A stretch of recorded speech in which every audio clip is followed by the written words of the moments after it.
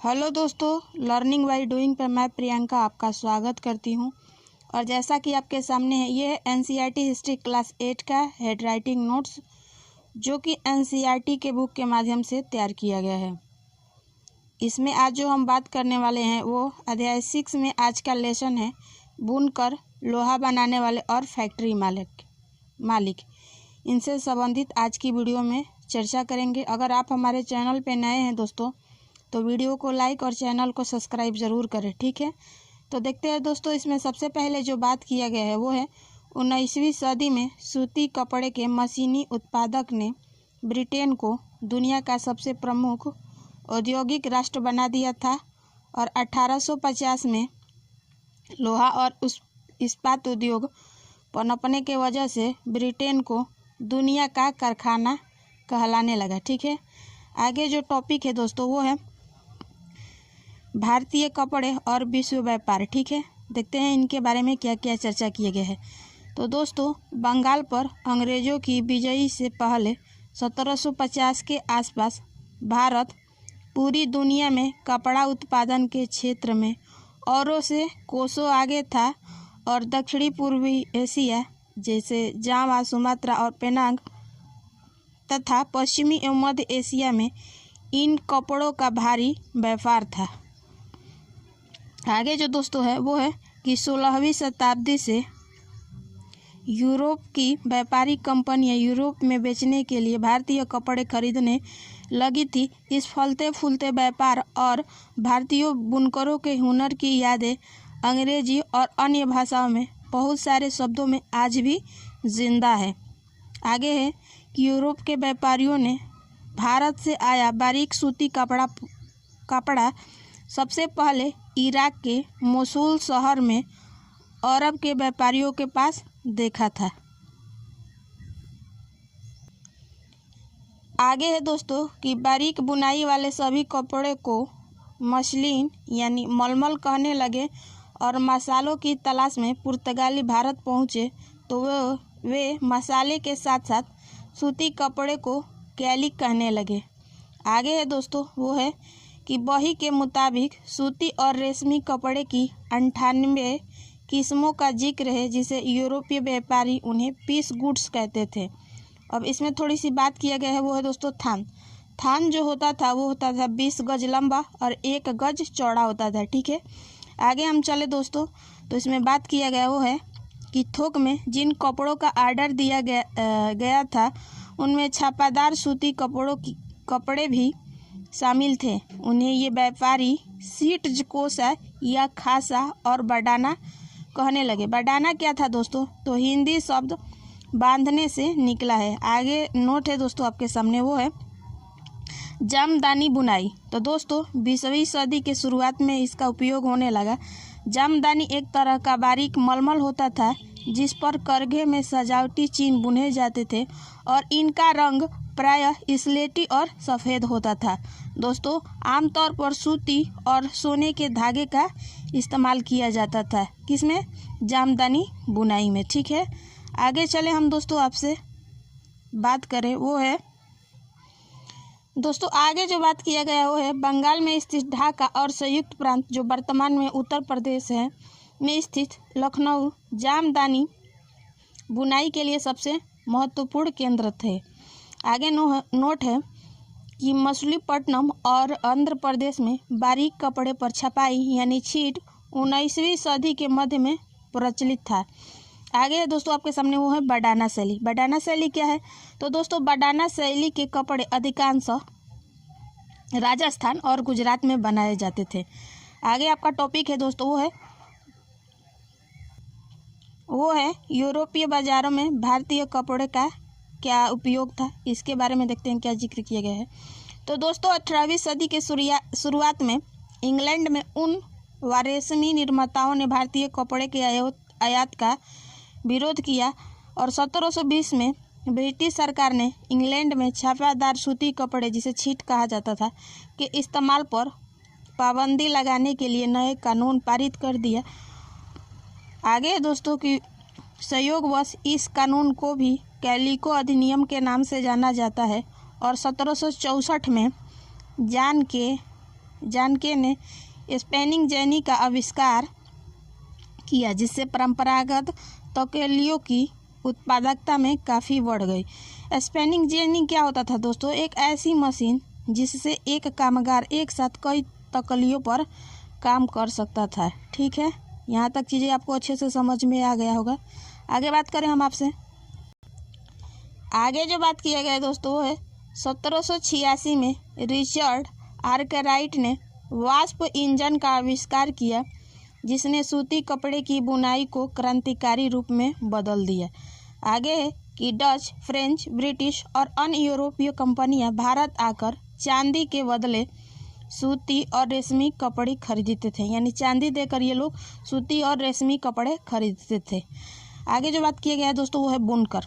बुनकर कौन होते थे? तो दोस्तों बुनकर आमतौर पर बुनाई का काम करने वाले समुदाय के ही कारीगर होते थे, जो पीढ़ी दर पीढ़ी हुनर को आगे बढ़ाते थे। आगे बात किया गया है वो है कि बंगाल का एक तांती बुनकर और उत्तर भारत के जुलाहे या मोमी, दक्षिण भारत के साले व कैकोलार तथा देवांग समुदाय बुनकरी के लिए प्रसिद्ध थे। आगे जो बात किया गया है वो है दोस्तों वो है छपाईदार कपड़ा बनाने के लिए बुनकरों को चिपीगर नामक माहिर कारीगरों की ज़रूरत होती थी, जो ठप्पे से छपाई करते थे। आगे है दोस्तों कि भारतीय कपड़े का पतन।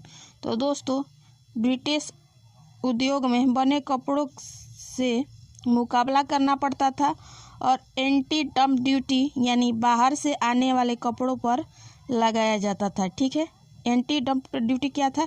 ये एक तरह का कर था। ठीक है, आगे हम बात करें आपसे वो है आगे बात किया गया है वो है ब्रिटिश उद्योग में बने कपड़ों की कीमत कम होना और 1830 के दशक तक भारतीय बाजार ब्रिटेन में बने सूती कपड़ों से पट गए और 1880 के दशक तक भारत के लोग जितना सूती कपड़ा पहनते थे उनमें से 2/3 ब्रिटेन का बना होता था।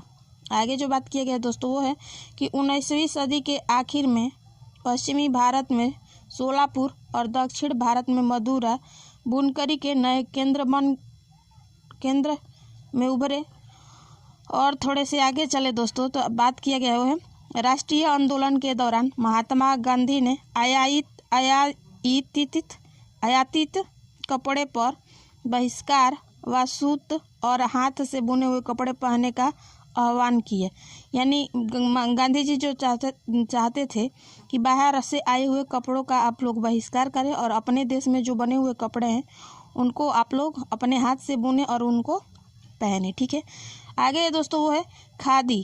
खादी दोस्तों राष्ट्रवाद का प्रतीक बनी और चरखा भारत की पहचान बन गया और 1931 में उसे भारतीय राष्ट्रीय कांग्रेस के तिरंगे झंडे के बीच वाली पट्टे में जगह दी गई। आगे है दोस्तों आपके सामने वो है सूती कपड़ों मिलों का उदय। तो दोस्तों भारत में पहली सूती कपड़ा मिल 1854 में बम्बई में स्थापित हुई और सन 1900 तक आते आते बम्बई में 84 मिल कपड़े चालू हो चुकी थी।